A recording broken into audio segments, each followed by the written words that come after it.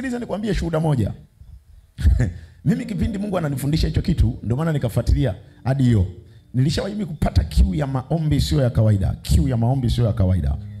Na hususan kipindi nataka kuanza huduma. Akanyuma kabisa.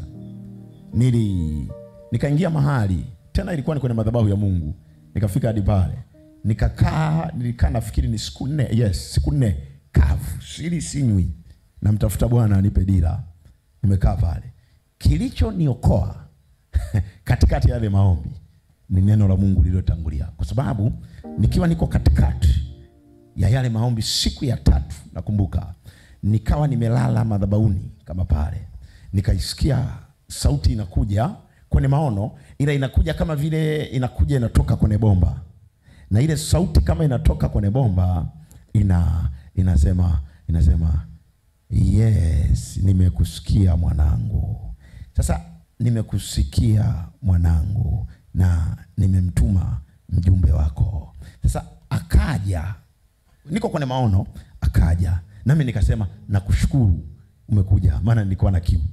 Huku moyoni nikiwa kwenye maombi na majibu nasema huyu ni Yesu. Lakini mle nikiwa ndani ya yale maono, Roho Mtakatifu ananiambia muulize vizuri huyo Yesu. Muulize vizuri ni Yesu. Nikamuuliza. Nikamwambia nakushukuru sana kwanza ulivyonitokea. Asante sana.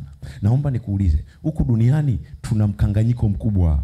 Wengine wanasema tuombe kwa jina la Mariamu. Wengine wanasema tuombe kwa jina la Yesu. Wewe unasemaje? Sasa hapo mimi kumbuka nauliza hilo swali, lakini mimi nina kweli yangu ya msingi. Na nataka nijue huyu ni Yesu au ni nani, kwa sababu nimeshamstukia alivyokuja. Lakini kanijia nikiwa kwenye maombi na nikiwa kwenye madhabahu ya Bwana. Kumbuka hilo. Sikuwa niko polini, niko kwenye madhabahu ya Bwana.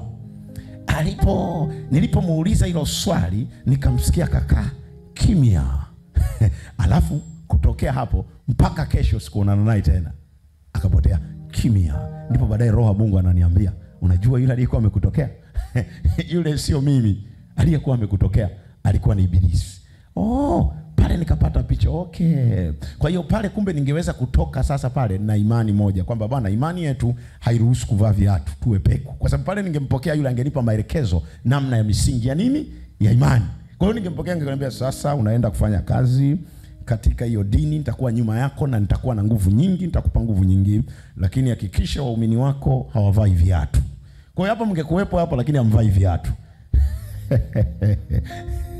Kwa nini? Kwa sababu ya maelekezo yale. Mungu atusaidie sana.